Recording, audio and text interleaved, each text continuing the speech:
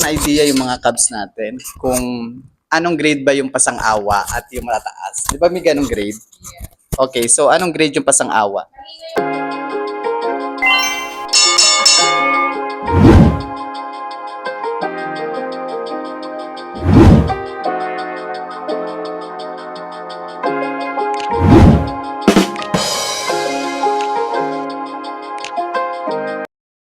Hi Cubs! Welcome back again to my vlog! So in this vlog, sasama ko kayo sa aking ganap dahil off natin today. So what I'm planning now ay pupunta tayo sa aking favorite salon. Yup, mga salon. Dahil magpapagupit tayo mga Cubs. Kung mapansin nyo yung hair ko ngayon ay medyo mahaba. O diba? Sa work ko kasi sa Elevation Burger, kailangan talaga napakalinis namin sa haircut, even sa mukha, dapat walang mga excess na mga hair dyan na possible na bumagsak sa mga pagkain. Dahil ina-avoid namin yung mga food contamination para makaiwas tayo sa mga complaint at possible na maging problema natin sa work. And since na-off natin, ano pang gagawin natin? So today's ganap, kailangan natin magpagupit. At bago tayo pumunta dun sa paggupitan, sasampo kayo doon sa may school na pinag-aralan ko last year, di ba? Ako ng short course at natapos ko na nga siya, praise God. So it's only short course like computer. It's a computer secretarial here in Kuwait at natapos ko naman siya mga Cubs. So now dumating na yung ating certificate. Minessage na tayo, I think 4 days ago, na message na tayo ni sis na dumating na yung certificate dun sa school. Hanggang alas 6 pa naman sila, so we still have time. So ngayon, malapit lang din naman yon. Ang gagawin natin, uunahin natin mga Cubs yung school. Unahin natin puntahan yung school to get that certificate. Isasama ko kayo, i-vlog ko. And after that, tutungo tayo, diretso tayo dun sa may pagupitan, sa may Mahabula. So hinihintay nyo. Samahan nyo na ako. Let's go! 3:30 na ng hapon dito mga Cubs. Medyo mainit, pero hindi naman siya talagang as hindi ka makalabas ng bahay na. Talagang ramdam ko na yung summer niya. Ito na yung starting point dito sa Kuwait. Pagka ganito nag-i-start na yung summer, mararamdaman mo na yung yung para siyang pang Pinas na. Pero pagka sobrang init na mga Cubs, nako, para kayo nasa loob ng oven. Iniiwasan ko lang lumabas kapag every time na summer ay yung may pagka-windy pa. Kasi pagka windy siya, ay nako, ang hirap lumabas para ka talaga sa loob ng oven. Para ka sinusunog. So ngayon, sabi ko nga sa inyo, unahin natin yung sa may school. Mga Cubs, actually masaya ako sa ganap na to dahil first time ko to makukuha ko yung certificate. Hindi kasi ako nakapag-college mga Cubs. High school lang ang tinapos ko sa Pinas. And alam naman natin ang kapag sa Pinas, ang hirap talagang maghanap ng work kapag high school lang ang tinapos. Hindi naman sa binababa ko yung standard pagdating sa education na kapag nag-high school ka lang o high school lang yung tinapos is mababa ng knowledge mo. Not like that. Sa Pinas, ang reality kasi mga Cubs, di ba? Experiencado nyo naman na yan. Most of the company there, most of the work there or job offer, hiring, naghahanap sila ng mga taong graduate ng college or college level. Kaya nung time ko, nung panahon ko is wala pa namang K-12 noon. Medyo nahihirapan talaga ako mag-apply.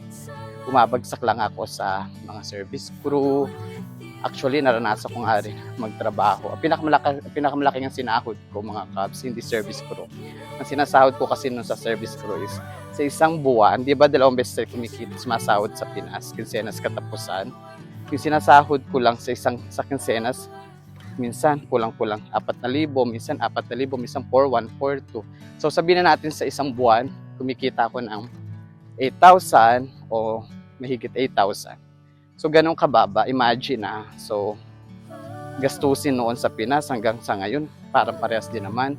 So magkano yung ginagastos sa amin, maabot ba yun ng pag isang buwan? Honestly, hindi po yun kasya. Nangyayari po sa amin, pagdating po ng mga 20 na ng buwan, yung magkakatapusan na, wala na kaming budget. Kaya umuutang kami ng 1,000 na 1,500, tapos babayaran na naman namin sa susunod na buwan. So patong-patong lang. Ang nangyayari, para makabawi ako dahil sa mga nautang namin, kailangan ko mag-overtime. Since na madalang naman yung overtime sa pinagtrabuhan kong coffee shop dun sa Bataan, ang nangyari, ang opportunity lang for me to have the extra income is yung hindi ako magdi-day off. Kaya prefer ko pa nun ng hindi mag-day off mga Cubs. Kapag kami nag-a-absent sa work, natutuwa pa nga ako nun eh. Kasi nga, chance ko yun para mag-work, para ako yung pumasok. Alam niyo yun, naghintay tayo ngayon ng bus dito sa may Manggap. Ay, lagi ko pinaghintayan. So, habang naghintay tayo, kwentuhan muna tayo. So, napakababa nun. So, kapag wala akong day off sa isang buwan, medyo mataas-taas yung sinasahod ko. More than 8,000. Kaya iyon, so pagdating ko dito sa Kuwait, ang maganda naman dito sa Kuwait mga Cubs, para sa knowledge to ng mga idea ng mga kabayan dyan sa Pinas, na plano nyo mag-abroad sa Kuwait. Ang maganda dito sa Kuwait ay some of the companies are not looking for your tinapos or your degree. Kung degree holder ka ba, kung ano ba course ang tinapos mo, hindi lahat ng company at maraming company ang hindi nagbabase dyan. Based in my experience, as long as you can work, you are qualified sa mga qualification na nahalap nila, pwede ka mag-apply. So meron ng bus. Sakay muna tayo ng bus mga Cubs.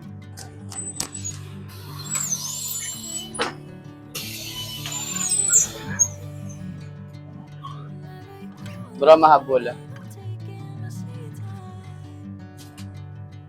Malapit lang to mga Cubs. Ay, parang ano lang to, mga 15 minutes. Yung bayad natin. Hindi natin pwedeng bitawan yung ticket kasi nahanap yung ticket dito sa bus. Pag kami umakyat na inspector, nahanap yung ticket. Pero whoever nagbayad ka. Ay. So, yan.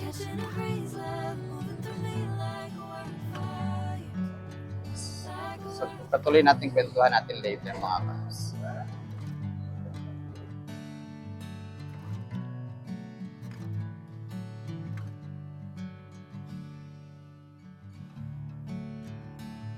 Hi Cubs! Nandito na ako ngayon sa may Mahabula area.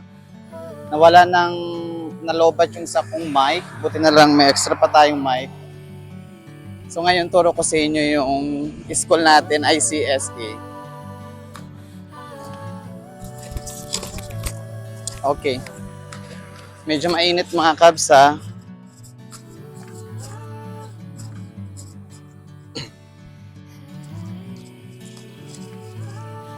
Yan. Okay, so sa mga nagtatanong kung saan ba exactly nakalocate tong ICSA, gaw kayo ng idea. Okay, yung location po ng ICSA, matatagpuan nyo po dito sa may Mahabula area. If I'm not mistaken, may dalawa pong ICSA dito sa Kuwait. Meron po sa city, tsaka meron po sa Mahabula. Kung di ako nagkakamali mga Cubs ha, ay lang pagkakalam ko. So ngayon, kung pupunta kayo dito sa may ICSA, pakita ko sa inyo. So, ito yung pinaka-main road, mga Cubs. Ayan, yung main road na yan. At ayun yung Sidra. Yung building na yan. Ayan yung Sidra. Ayun yung may bus. Kung may nakita kayong bus, diba? Tapos, ayan yung from Salmia, around Salmia, and then, like Farwania, kung pupunta kayo ng Pahil. Yung mga sakyan na yan, yung papunta na yan, papahil yan. Tapos ito yung sa may Mermaid Medical, yan makikita niyo, Mermaid Medical. So pwede kayong bumaba dyan sa harapan yan, o sa bago mag-Mermaid, o kaya pag lumagpas kayo sa Mermaid, pwede naman kayo dito bumaba sa may mga puno na yan. Mahabula na kasi to. Mahabula Block 2, ito naman, ay Block 3 to, Mahabula Block 3, and then ito naman yung Mahabula Block 2. So ngayon, ang pupunta natin is dito sa may gilid na to. At nakalocate ang ICSA ay doon. So, puntahan natin, pakita ko sa inyo. Actually, ang nagiging challenge lang pagkahanapin mo dito yung ICSA kasi wala silang signage na malaki na nakalagay yung as in yung ICSA. Pakita ko sa inyo later kung ano ba yung signage na nakasulat sa may building. Kasi yung pinaka-school nila is literal lang na nasa building na parang mga flat lang. Parang ganun lang. Hindi siya ganun kalakihan. Ganun yung school dito ng ICSA. So, what I can do now is just to show you guys yung pinaka pangalang ICSA dun sa baba na mismo ng building nila. So, naglalakad tayo ngayon dito. This is a Block 3, Mahabula. So, pwede ka na mag-taxi. Pagka nag-taxi ka, direct ka dito niya baba. Pero pagka nag-bus ka, dito ka din dadaan sa may dinadaanan. Okay? So, tatawid tayo doon. So, I'm so excited na mga Cubs, kuhanin yung certificate ko sa ICSA. Dahil sabi ko nga sa inyo, this is the first time na nakagraduate ako ng isang course. Kahit na maikli lang siya, short course lang siya, masaya na ako. Kasi, pwede ko rin naman magamit yung course na yun. Sabi ko kanina, hindi lahat ng company is nakabase sa tinapos mo sa kolehiyo. But some of the company also are looking for that. So since na nag-work ako sa fast food, as service crew, minsan may mga opportunity din bigla-biglang dumarating. Like dun sa office, admin, mas maganda yung merong kang experience. At kung wala ka namang experience, meron kang certificate na may papakita na nag-aral ka about sa computer. Kaya yun yung dahilan kung bakit ako nag-take ng short course computer secretarial. So malapit na mga Cubs. Tatawid na lang tayo. Daming sasakyan. Ano ba yan? Tapos pagka naglalakad kayo, hindi tayo aabot sa may oxygen. Ito yung oxygen. So yan yung oxygen. Ayan. Oxygen gym yan ha. Hindi kayo aabot yan kasi nandito lang sa building na to. Yan, taas ng building na yan ng Canary. Ito Canary yan, Canary na kainan. Mismo likod lang yan. So tawid na tayo mga Cubs. Let's go!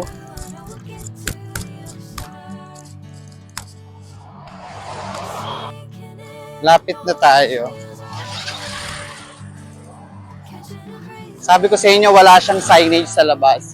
Sa mismong building lang siya sa baba. Mo makikita yung pangalan na ICSA. Dito na tayo sa mismong Canary. So, likod ng Canary.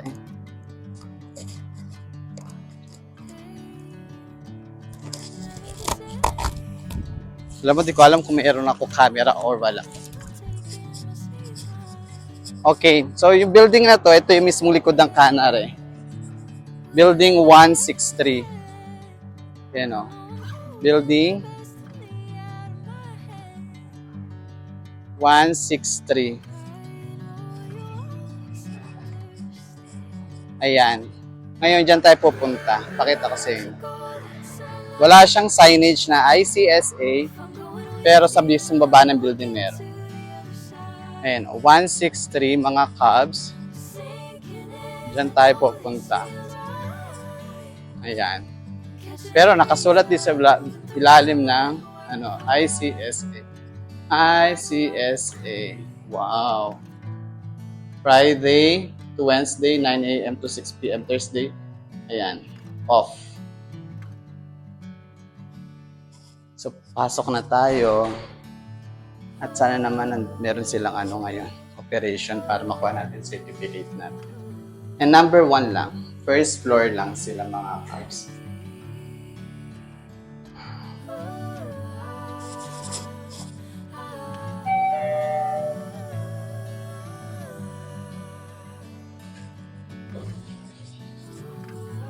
Hi everybody!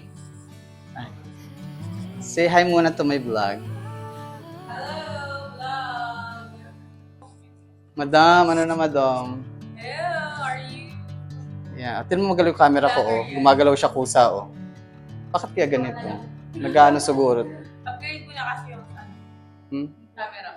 Huwag mo na ngayon. Talaga ngayon. Hoy, maganda na kayo mag-live. Hindi kayo mag-third lang video pa. Congratulations! Thank you so much, madam. So ano ba masabi mo? Di ba makikita doon yung ano ko? I'm so proud of you. Wow. Teka lang. Makikita doon yung ano. After Ay, naraglag. after ilang years bago ka natapos? Ano na sa tanong mo? Ilang years bago ka natapos? Almost a year. Actually, short course lang yung kinuha ko. I think it's only for 3 months, right? Oo. Tapos, Tapos nangyari? ano, yun, 1 year mo siya natapos. Oh, Very good. Pero I'm so proud of you. Thank you so much. Palakpakan naman natin. Lahat kasi natin nagagawa yung ginawa mo. Talaga? Dalawa kami ni Madam. Kukunin ko yung certificate ko today, mga kabs. And then sabi niya nga sa akin, ready na daw. Sino sabi? Ikaw kayo, nag-message ka kaya sa akin. And then si Madam, mag-hi ka muna sa vlog. Okay. Welcome to the vlog. Kamusta ako bilang estudyante? Okay naman. Ayun. Minsan lang Ano daw sabi niya? Ano sabi mo? madaldal. Makapadalag at mabait nga ako sa... You are the most talkative student. Hindi yan totoo. Pwede ka nang maging supervisor. Yes, kasi pumapasok ako minsan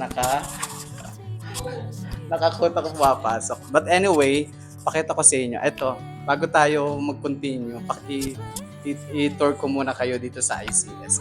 Let's go!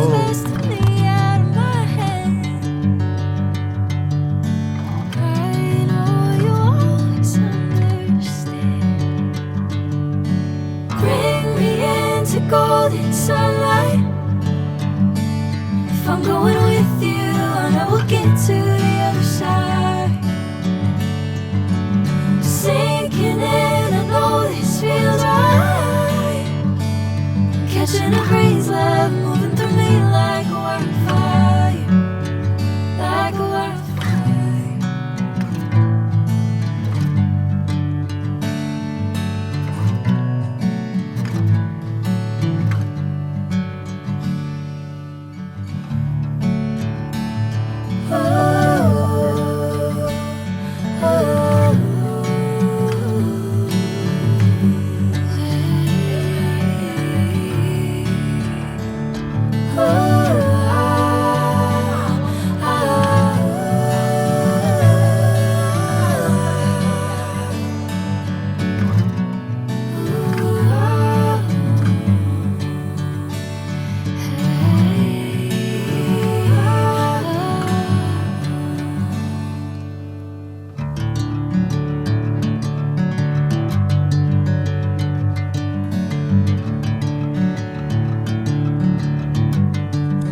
Okay mga kabayan, nandito na yung ating certificate. Kukunin na natin kay Madam. Wow, ano na? Ano? Diyan na? Yeah. Uy, isa na? Ah! Uy, nakita ko na yung mukha. Pero teka lang, buksan natin. Gusto mo yan, di ba? Ikaw na magtanggal, ikaw mag-ano. Ba't dalawa? Yung grade mo, di ba? Hello, ma'am. May grade dyan nakalagay dyan. Oh, Teka lang, gusto ko muna malaman. Bigyan natin sila ng idea. Bigyan natin ng idea yung mga cabs natin kung anong grade ba yung pasang-awa at yung matataas. Di ba may ganong grade? Okay, so anong grade yung pasang-awa? Ito, nandito. So, ito siya. Ay, wait lang. Madam. Equivalent. Pag A+, 95 to 100 daw, which is excellent daw yun. So, kapag A, 90 to 94, outstanding.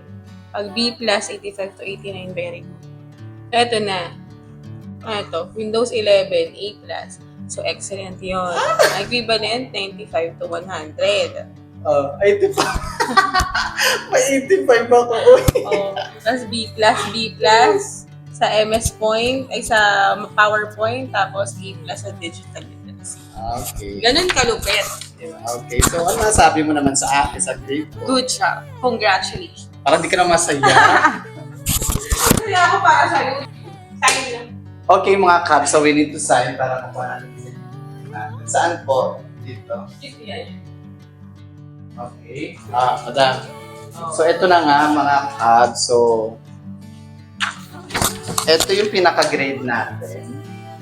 Basahin ko Hello, So meron ma'am. tayong 5, ano ba to? 5 subjects ba to? Ayan, okay na. subjects ang tawag dito. Yes, exactly. Wala ko alam mga Cubs. Merong Windows, MS Word, MS Excel, PowerPoint, Digital Literacy. Wow! Hindi ako makapaniwala yung digital literacy ko. Excellent Maliwala. Pero nag-excel ako dito. Nakakatawa. Sagutin mo nga ulit na. Tapos yung Windows 10, excellent. Pero may tatlo akong very good. Yung very good niya, ang score is 85 to 89. Yung Not MS bad. Word, MS Excel, tsaka PowerPoint. Actually, madam, alam ko, may idea ako dito sa to yung pinaka-basic. Pero very good. So ibig sabihin, nagpapakita lang to na consistent. And then, nag-improve tayo dahil yung Windows 10, ito akalain na magiging excellent ako dito. So I'm so happy for my grades. And natutuwa naman ako. 95 to 100, excellent. Wala siyang yung buong grade. So, asan na tayo? Ano nga yung question? Yung summary niya, o ito lang yung bawat isa lang talaga. Yung final. Oo, yung final. Okay, tapos ito yung ating certificate. Di ba? Bongga. Nakapag-resign na siya. Ano po? Makapag-design na daw ako mga cards. Ayun, okay. Lagay muna natin ang ating mic.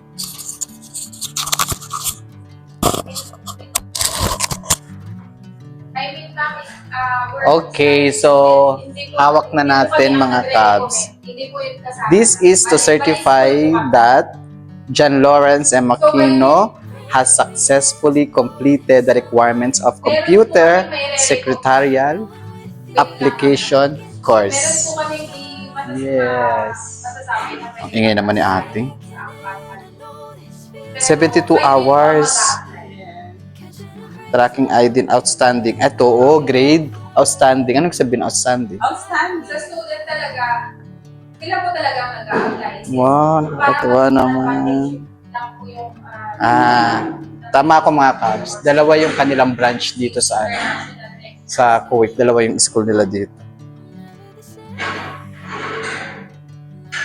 Kailangan ba itong ipakita pagka nag-apply itong grade?